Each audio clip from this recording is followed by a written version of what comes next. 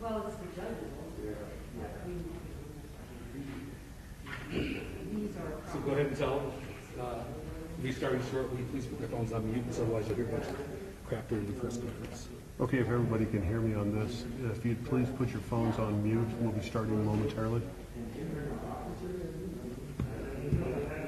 Okay, it's on speaker. What are you looking for? Just so nobody can respond.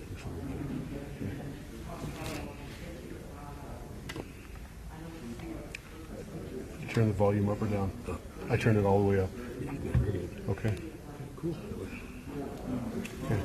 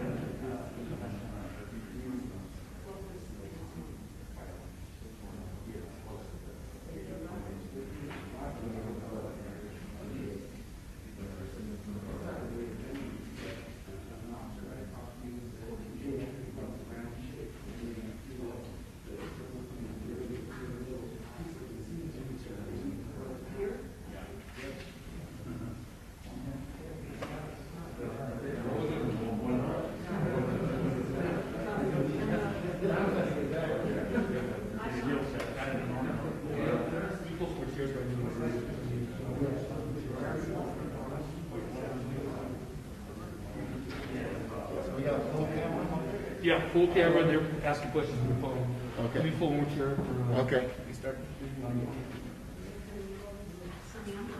How you want to do No, this, it's Joe? not here. I say we all stand. You guys social distance. Yeah. Yeah, standing's good. It's fine. I'll stand. You guys want to stand? Yeah. Cool. So we're together on this. Nope, that works for me.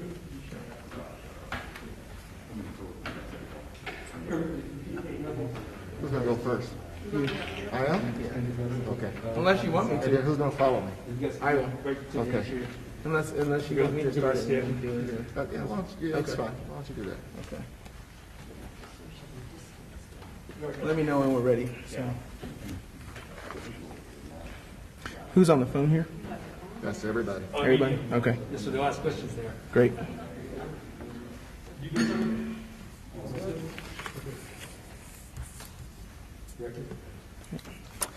Good afternoon, everyone. Thank you for coming and having your attention today to talk about what happened last night and how we're going to move forward. The Denver Police Department and the Denver Sheriff's Office have dealt with hundreds of protests throughout its history. They partner with protest leadership. They have a rich history in making sure that our citizens and those who protest in the city and county of Denver can protest well and literally have their constitutional rights met with the police department. But I want to be clear. What we experienced last night was not a protest. It was anarchy. The people that showed up last night, the anarchists that showed up last night, brought weapons to the table. They had guns, they brought explosives, axes, machetes, and had one intent purpose, and that was to harm our officers that were there to serve in the line of duty to protect our city. I want these anarchists to hear me clearly and loudly that this will not be tolerated in our city. You are not welcome here. If you choose to come back to Denver, Colorado, to incite anarchy, destruction, and violence, I will assure you, you will be met with every tool in our disposal from law and policy that we can use to stop you. Effective immediately, I am suspending the command PR bond jail inmate cap I put in place due to COVID-19 in March. I want you to know that if you harm our city in any way, whether it's destruction of property and or persons, you will be arrested and you will be a resident of the Denver County Jail. We will also look at how we can help you be a resident of the state prison system and the federal prison system. All tools are at our disposal. Now I want to speak to you as a black man and a Denver native. The narrative that these anarchists are marching for justice of black lives is frankly false. The public needs to know that you do not represent us. Stop using the color of my skin as an excuse to tear up my city. These countless acts are not helpful. They do not represent what black lives are about or this city that black lives helped to build for generations. We ask you to stay home. If you aren't going to protest peacefully, you aren't going to use your constitutional right for the betterment of our community, then you need to stay home. Don't come out. You will be dealt with. And so with that said, I want to bring up our mayor, Michael B. Hancock, for his comments. Thank you, Director Murphy, and I really could not have said what he said any better. Last night was a riot in our city. We will not be using the word protest or march. This was a riot, perpetrated, as Director Murphy said, by people promoting anarchist policies and their own agenda, really over the well-being of the residents of this city. Here's the reality. They showed up, and again, Murphy said this, they showed up with the intent purpose of promoting and committing violence and vandalism in our city. And I want to underscore, I had conversations this morning with the city attorney, with the district attorney, and we are also having conversations with the U.S. attorney. We're going to do everything we can and use every element of law and justice to hold those who committed these crimes in our city last night, hold them accountable, and to use the justice system, whatever means we have available and embedded in that justice system, to hold them accountable. And one of those includes restitution. A lot of damage was inflicted on buildings last night, particularly public-owned buildings. And I have instructed the city attorney's office to prepare, as we can prove, those who inflicted this damage on our buildings, to prepare to hold them fully accountable for restitution. This should not be something borne by the people of this Denver, of this city, the taxpayers of this city. We will take those who break windows, who inflict damage on our buildings, and make sure that they'll be working for quite some time to repay the people of Denver for their damage. So we'll be prepared to do that. Let me say this before the chief comes up and gives us the summary of what happened last night. You know, working for change in our democracy comes from nonviolent protest and really going to the voting boxes on election day.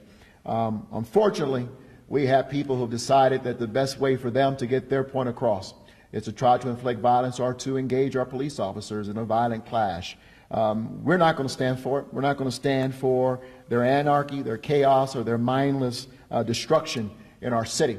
And so I have spoken with Chief Payson, made sure that the police department, as well as the sheriff's department and our emergency operations center, have everything they need, all the leeway they need to make sure that we restore order in our city and not allow for this continued destruction, and against the efforts against our police department to engage them in the violent protests. So let me reiterate what Director Murphy said and what I stand 100% behind. One, we will not tolerate these actions in our city.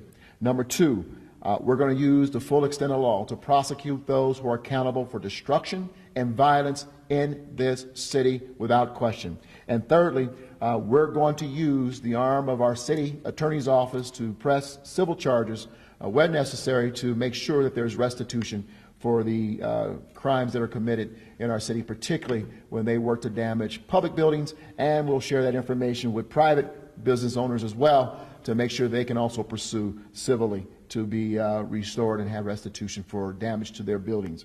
I'm going to say that I've also, as Chief Payson comes forward, been in conversation with mayors across this country. We know that there is a coordinated effort to inflict these type of riotous activities in cities. We saw some of it last night in Chicago and other cities. Other cities are picking up intel that they may be targeted next. As mayors, we're going to work together to continue to share information and continue to try to do everything we can to dissect this organized effort, and of course work with the U.S. Attorney where we can to use federal law as an aid to abate these type of actions in our cities. We can't stand for it. We got to protect our citizens. We must protect our law enforcement, and we must protect damage against our public buildings and our private buildings. Chief?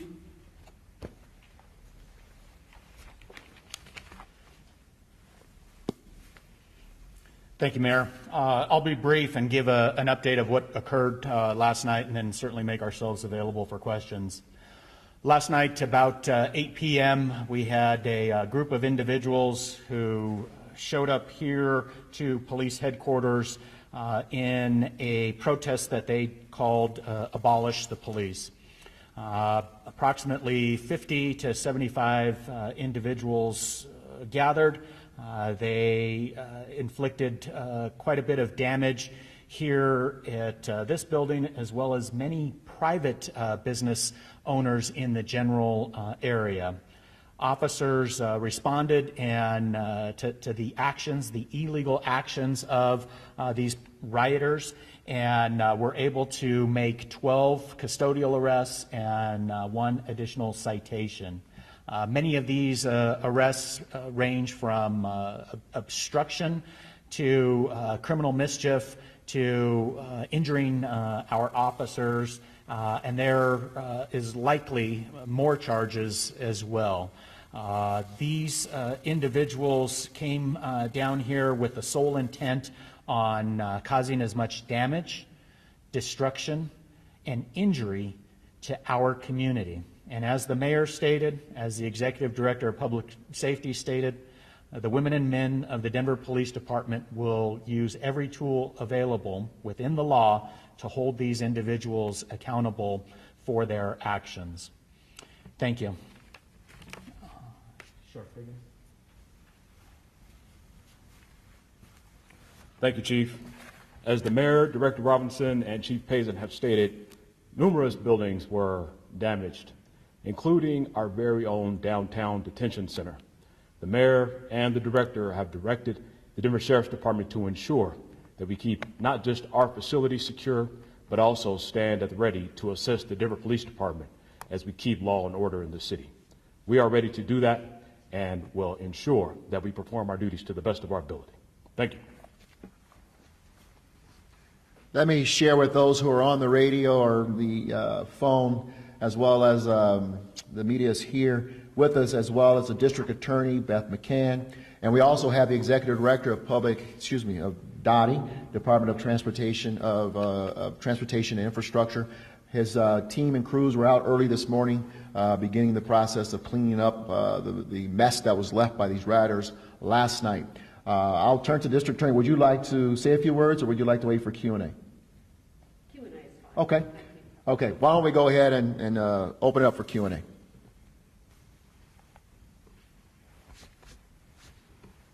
Anyone on the phone?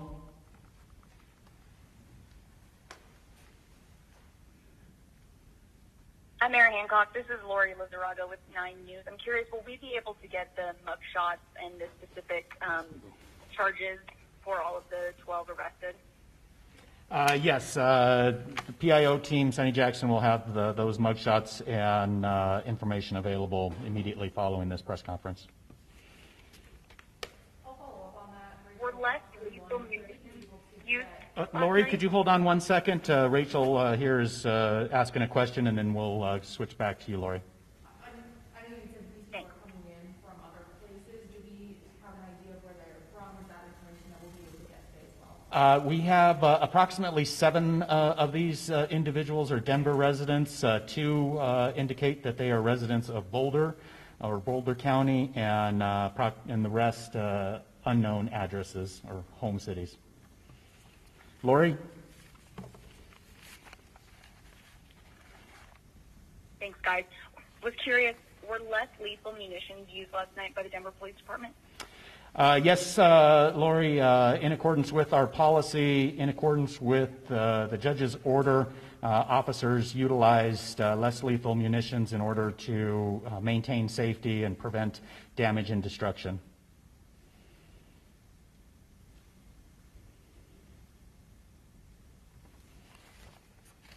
Any other questions? I'll follow up on that as Yes. well. Were there any injuries reported to the demonstrators? We have no reports of injuries right now that I'm aware of. We'll certainly follow up with that. I do want to remind folks that one of our officers sustained injury, concussion, and third-degree burns.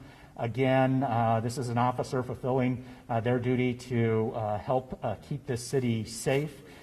Fortunately, we believe the officer will make a full recovery, but it speaks to the types of explosives that were used against our officers, and really the intent with the damage and destruction that this group was seeking.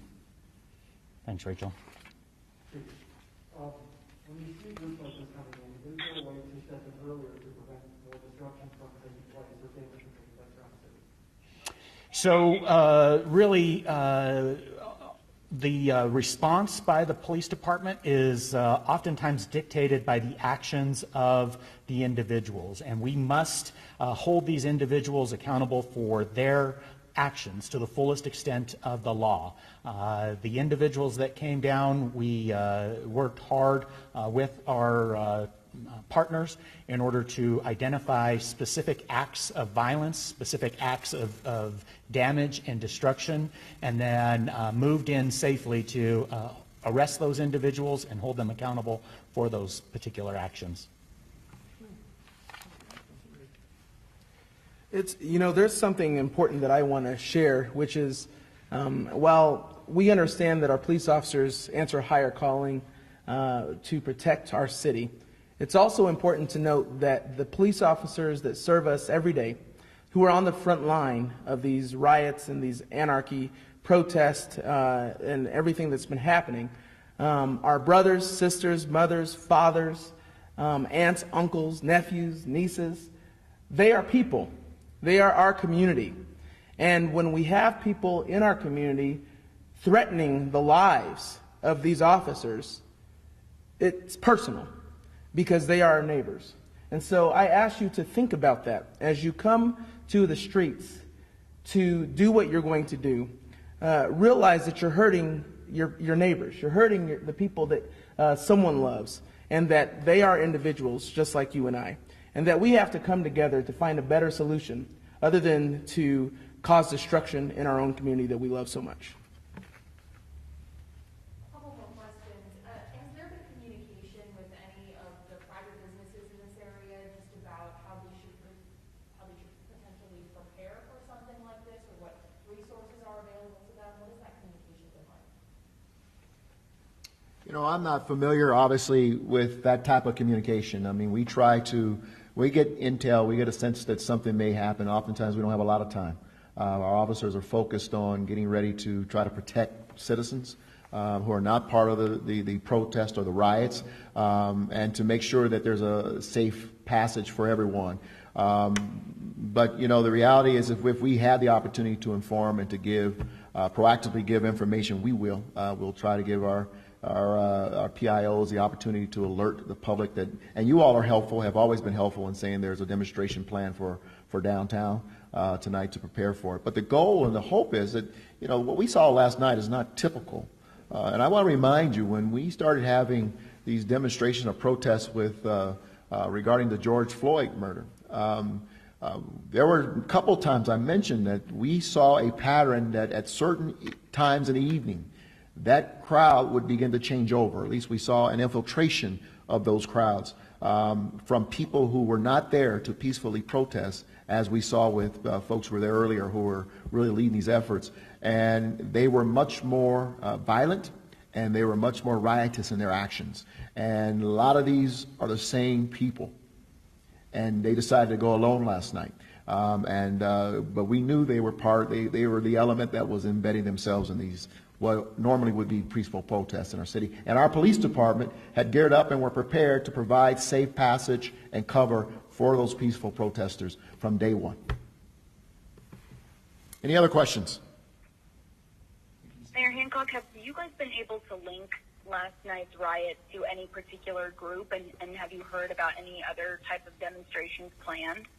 I will tell you that we've not been able to link specifically, but we're going to continue to look at this matter and to look at these individuals involved. Thank you all.